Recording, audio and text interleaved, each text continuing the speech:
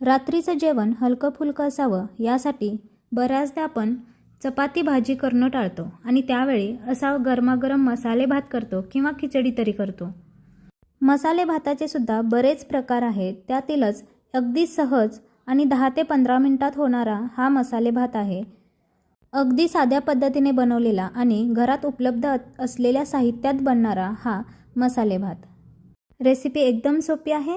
चला तर मग रेसिपीला सुरुवात करूया, पण त्याआधी चॅनल सबस्क्राईब केलं नसेल तर पटकन करून घ्या।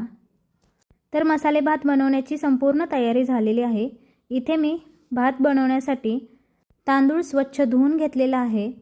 मसाले भात बनवण्यासाठी तुम्ही कोणताही तांदूळ वापरू शकता।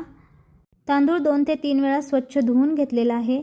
त्यानंतर इथे एक मीडियम आकाराचा उभा चिरलेला कांदा घेतलेला आहे, काजू आणि शेंगदाणे घेतलेले आहेत, टोमॅटो, आलं लसूणची पेस्ट, काही खडे मसाले घेतलेले आहेत, त्यानंतर फ्लावर कट करून घेतलेला आहे, बटाटा घेतलेला आहे, मिरच्या, कढीपत्ता आणि कोथिंबीर चिरून घेतलेली आहे।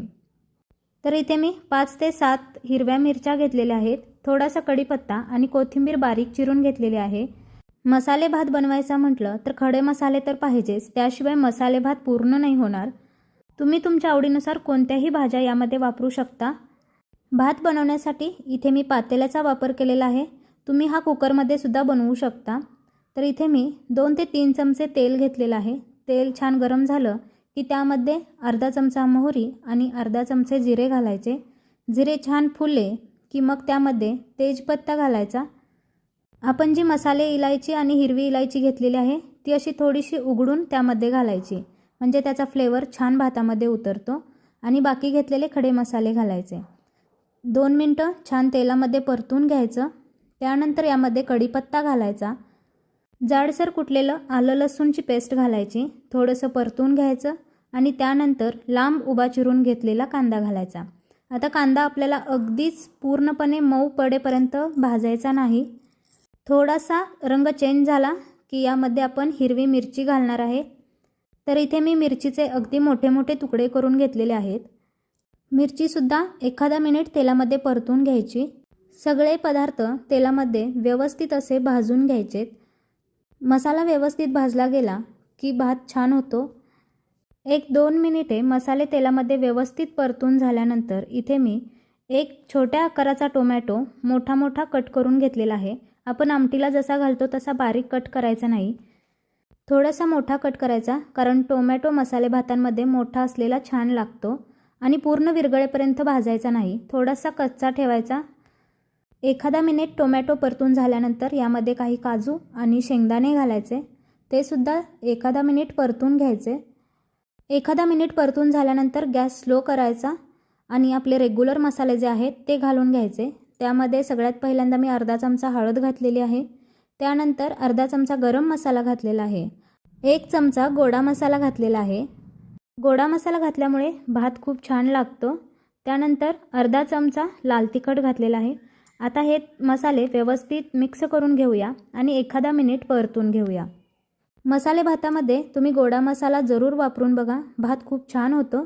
त्यानंतर घेतलेल्या भाज्या घालून घ्यायच्या। इथे मी फक्त फ्लावर आणि बटाटा वापरलेला आहे, तुम्ही यामध्ये गाजर, मटार काहीही वापरू शकता।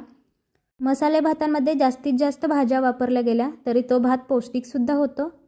बारीक चिरलेली कोथिंबीर घातलेली आहे आणि आता इथे मी मीठ घालणार आहे। भातासाठी जितकं मीठ लागणार आहे ते मी आत्ताच इथेच एकदाच घातलेलं आहे।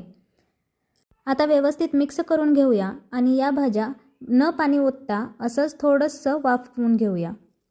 भाज्यांना थोडीशी वाफ मिळावी यासाठी याच्यावरती झाकण ठेवायचं आणि 1-2 मिनिट याची वाफ काढून घ्यायची, म्हणजे भाज्या अर्धवट शिजल्या जातात। भात शिजवताना मी जास्त पाण्याचा वापर करणार नाही, त्यामुळे भाज्या थोड्याशा अगोदर शिजवून घ्यायच्या। त्यानंतर स्वच्छ धुवून घेतलेला जो तांदूळ आहे तो यामध्ये घालायचा।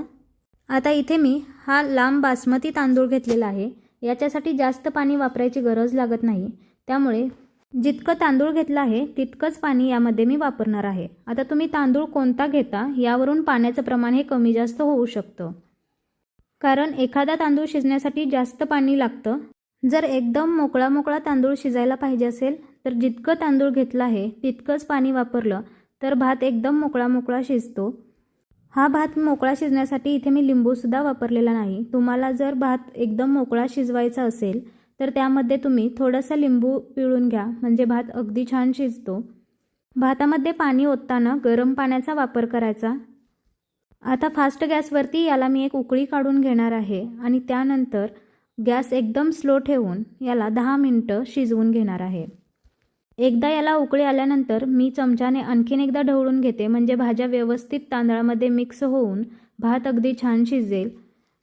बऱ्याचदा काय होतं की आपण जे भाज्या घातलेल्या आहेत त्या अगदी वरती तरंगतात आणि भात शिजत येतो, भाज्या वरतीच राहतात.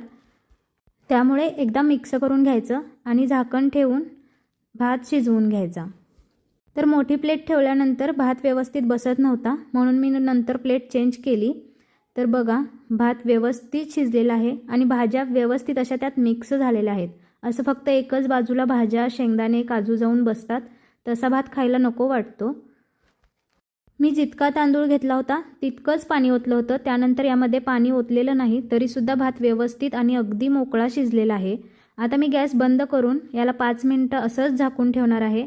गॅस बंद केल्यावर सुद्धा एक 5 मिनिट असाच भात झाकून ठेवायचा, म्हणजे भाताची चव खूप छान येते, तो व्यवस्थित असा फुलला जातो. आता 5 मिनिटानंतर बघू शकता भात एकदम मोकळा मोकळा असा शिजलेला आहे. प्रत्येक तांदूळ असा वेगळा वेगळा झालेला आहे. त्यातून मसाले भात केला ना, अगदी घरभर मसाल्यांचा वास त्याचा सुटलेला असतो. आणि भरपूर अशा भाज्या घालून जर मसाले भात बनवला तर बाकी काही जेवण बनवायची गरज लागत नाही. अगदी फक्त मसाले भातच खाल्ला ना तरीसुद्धा अगदी पोटभरीचं जेवण होतं. आणि असा गरमागरम मोकळा भात आणि त्यासोबत बुंदी रायता असेल तर अजून काही बनवायची गरजच लागणार नाही. तर अगदी 10 ते 15 मिनिटात मसाले भात तयार झालेला आहे. तर ही रेसिपी तुम्हाला कशी वाटली हे कमेंटमध्ये मला जरूर कळवा. व्हिडिओ आवडला असल्यास व्हिडिओला एक लाईक नक्की करा व चॅनलला सबस्क्राईब करायला मात्र अजिबात विसरू नका.